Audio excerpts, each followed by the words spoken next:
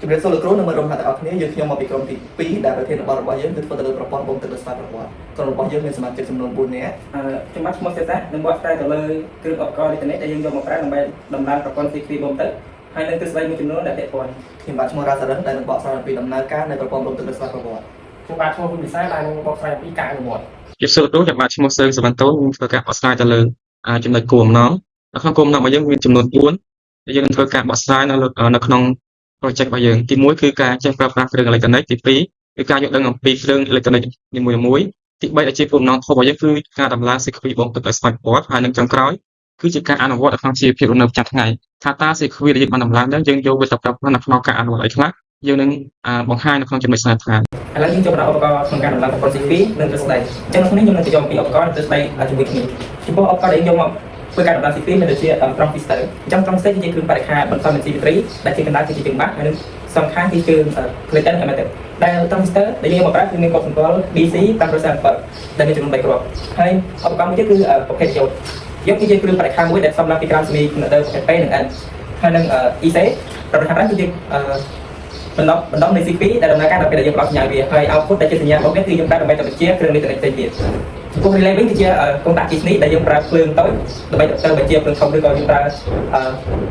ភ្លើង5វ៉ុលដើម្បីទៅបញ្ជាភ្លើង220ឬក៏110តែក្នុងនេះគឺយើងប្រើភ្លើង5វ៉ុលចំពោះខ្សែចម្លាក់គឺយើងប្រើដើម្បីជាខ្សែដើម្បីតិចសញ្ញាដែលបញ្ជូនទៅកាន់ EC យើងហើយនឹងគ្រឿងបន្តទៅទៀតគឺមានដូចជា resistance 10 kilo ohm ដែលជាប្រភេទគ្រឿងអគ្គិសនីដែលយើងប្រើដើម្បីកម្រិតចរន្តអគ្គិសនីហើយនឹង resistance 100 ohm ហើយនឹងមកទៅបូមទឹក5 volt ដែលយើងប្រើដើម្បីបូមទឹកប៉ះទីតំបន់មួយទៅតំបន់មួយហើយនឹង DC power supply ដែលយើងប្រើដើម្បីធ្វើឲ្យគ្រឿងដែលយើងបានដំណើរការជាមួយនឹងបទអេឡិចត្រូនិកហ្នឹងមុននឹងស្វែងយល់អំពីដំណើរការនៃប្រព័ន្ធបូមទឹកដោយស្វ័យប្រវត្តិយើងត្រូវស្វែងយល់ CQ នៃប្រព័ន្ធបូមទឹកស្វ័យប្រវត្តិមុនសិនហើយនេះគឺជាយ៉ាងកម្ម CQ របស់យើងហើយបន្តមកទៀតគឺជា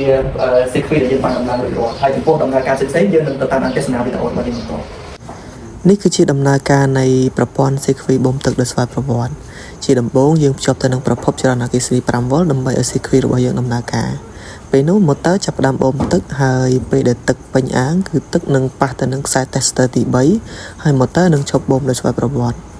បន្ទាប់មកពេលដែលយើងប្រើប្រាស់ទឹកអស់រហូតដល់ទឹកស្រកដល់បាតអាងរហូតដល់ខ្សែ tester ទី2 motor នឹងចាប់ផ្ដើមបូមឡើងវិញសូមទស្សនាវីដេអូបន្តដូចទៅ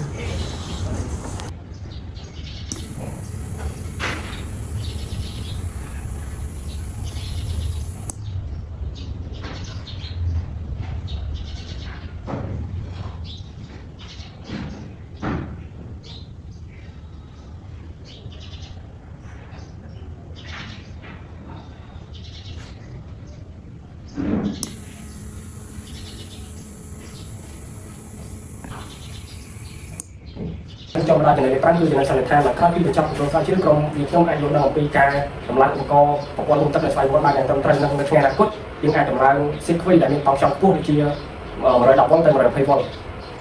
ហើយចំពោះការអនុវត្តយើងអាចអនុវត្តបានជានៅក្នុងផ្ទះយើងអាចបូមទឹកដាក់អាងហើយចំពោះនៅក្នុងសានៅក្នុងវិស័យឧស្សាហកកម្មយើងអាចបូមទឹកបាននៅក្នុងស្រែចម្ការឬក៏អ្វីផ្សេងៗនៅក្នុងវិស័យឧស្សាហកម្មយើងអាចបូមទឹកបានដូចជានៅក្នុងរោងចក្រនៅក្នុងវិស័យចម្រើគឺវិស័យសាធារណៈយើងអាចបូមទឹកបានដូចជានៅក្នុងទីពេទ្យសាលារៀនក៏នៅតាមទីសាធារណៈផ្សេងៗចំណុចរបស់ខ្ញុំមានតែប៉ុណ្្នឹងចុងក្រោយសូមអរគុណលោកគ្រូនិងមិត្តរួមទាំងអស់គ្នាដែលបានតាមដានទស្សនាតាមតាមដល់ចប់អត់មានចំណុចឬក៏ខ្វះខាតកន្លែងណាមួយសូមខន្តីនៅអភ័យទោសគុណ